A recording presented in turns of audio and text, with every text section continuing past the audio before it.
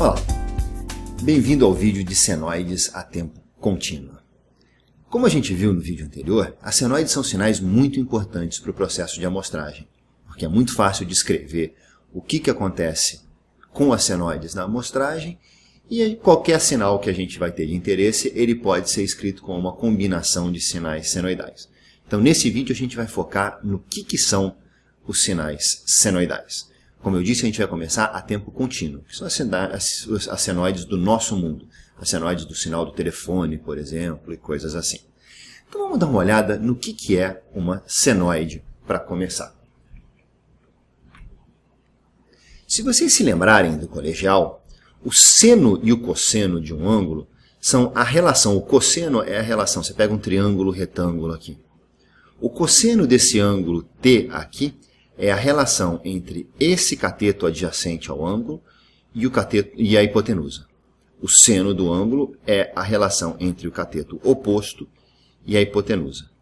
Então, se a gente traçar aqui uma circunferência cujo raio é 1, para qualquer ponto que eu pegar dessa circunferência, como esse ponto, por exemplo, eu posso traçar um triângulo retângulo. Eu venho desse ponto e desço reto até aqui o eixo X. Eu faço um ângulo de 90 graus aqui. Eu vou ter um triângulo retângulo cuja hipotenusa é 1, porque o círculo aqui tem raio unitário, a hipotenusa é igual ao raio do círculo. Então, o que a gente tem? A gente tem que o cosseno desse ângulo é essa distância aqui do centro do círculo até esse ponto, porque lembra que cosseno é cateto oposto sobre hipotenusa, a hipotenusa é 1, cateto adjacente, perdão, cosseno é cateto adjacente sobre hipotenusa, a hipotenusa é 1, então o cosseno é igual ao cateto adjacente aqui. E o seno desse ângulo, nesse caso, ele dá exatamente essa distância aqui, porque é o cateto oposto sobre a hipotenusa. Okay? O sinal senoidal, o que acontece? Ele é o sinal que a gente obtém do cosseno desse ângulo a partir do momento que a gente pega esse pontinho aqui na circunferência e vai andando com ele por aqui. A gente vai andando com ele e vai vendo o cosseno para cada instante de tempo. Mas a gente não anda com ele de qualquer jeito, não. A gente anda com ele de acordo com essa fórmula. Esse ângulo aqui, ele vai variar como ômega-t mais θ. E a gente vai falar muito mais sobre o que são esse ômega e esse θ. E eu permito uma outra coisa também. Eu permito que esse meu círculo aqui, ele não tenha um raio igual a 1. Eu permito que ele tenha um raio igual a A. Eu permito que o raio varie.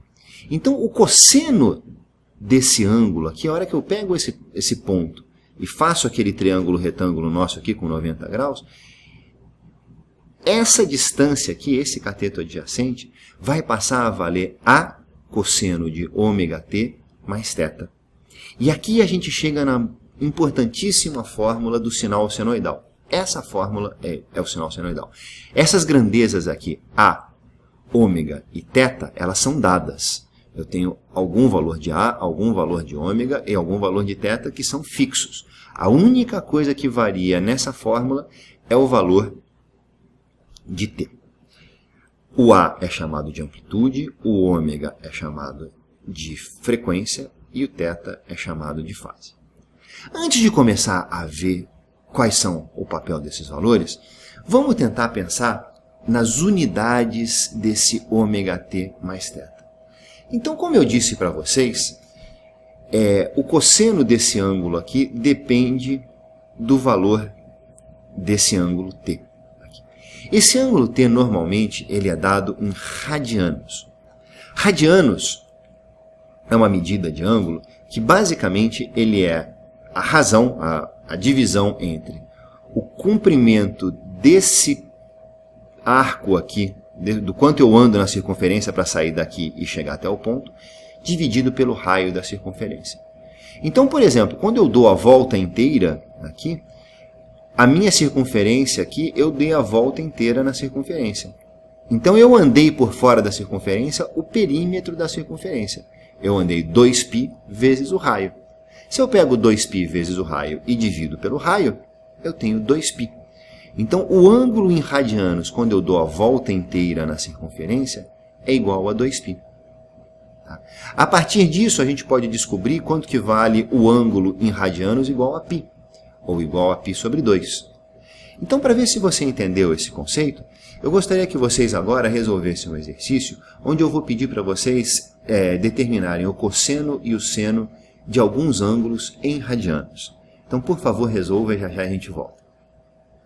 Bom, como você deve ter visto no exercício, por exemplo, quando o ângulo é π sobre 2, observa que π sobre 2 é 2π dividido por 4.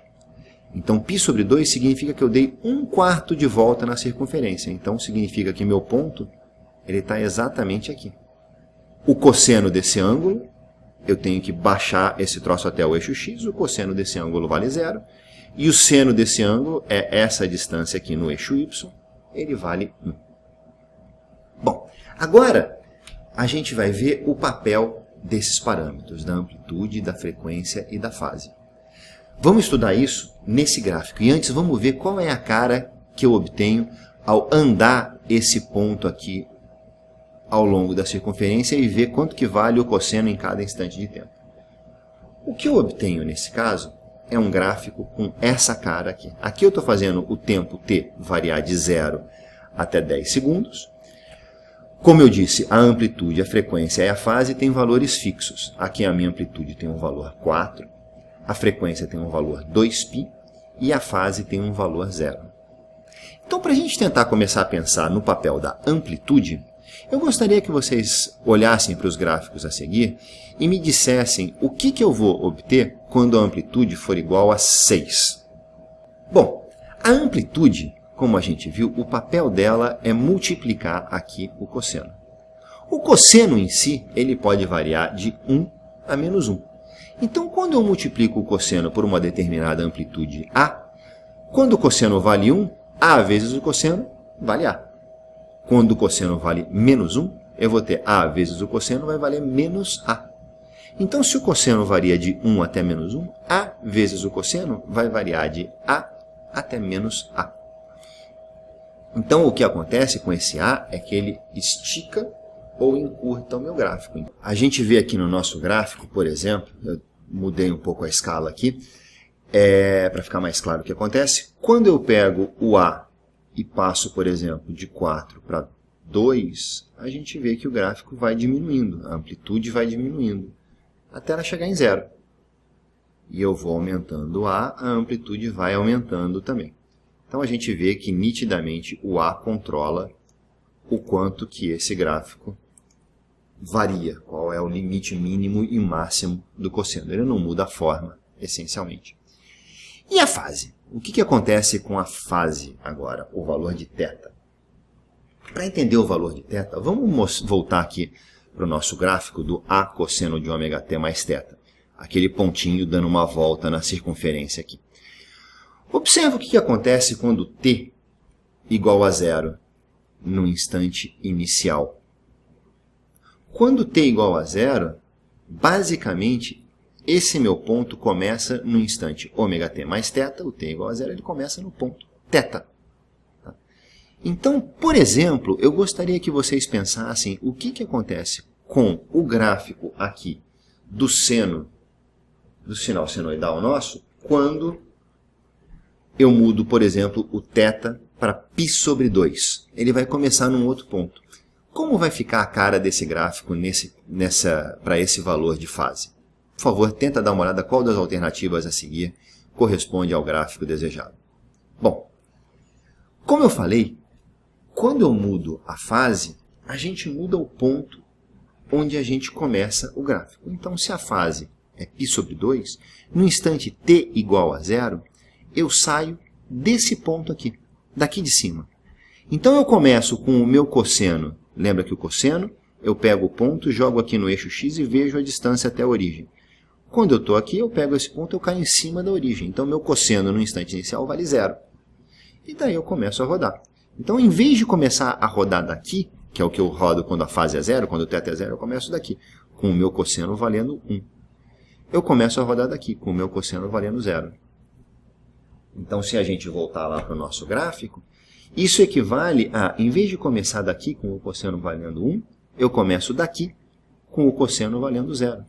Então, basicamente, o que vai acontecer com o meu gráfico é, eu vou continuar dando a volta a partir daquele ponto, então daquele ponto em diante o gráfico continua com uma cara muito parecida, mas eu, em vez de começar do 1, eu começo no 0. Então, o resultado de aumentar a fase é equivalente a pegar esse gráfico e ir deslocando para o lado. Então, vamos observar isso, ó. A gente vai mudando a fase, o gráfico vai lentamente indo para a direita, até que a gente chega aqui nesse valor, que é mais ou menos π sobre 2. Vamos botar π sobre 2 exatamente aqui, para a gente ver que fica igual. Ó, π sobre 2. Olha lá, no π sobre 2 ele começou aqui no 0. Se eu botasse a fase π, por exemplo, eu começaria, olha só onde que dá o π. Eu começaria aqui. Eu começaria com o cosseno, ângulo π radianos, dá bem aqui, eu começaria com o cosseno valendo menos 1. Então seria equivalente a eu pegar esse ponto e começar daqui o meu gráfico. Então seria o equivalente a isso aqui. O gráfico começa no menos 1. E assim, então, o efeito da fase é deslocar o gráfico para a direita ou para a esquerda. No próximo vídeo, a gente vai ver, então, a influência do último parâmetro, do ômega, que controla a frequência. Até lá!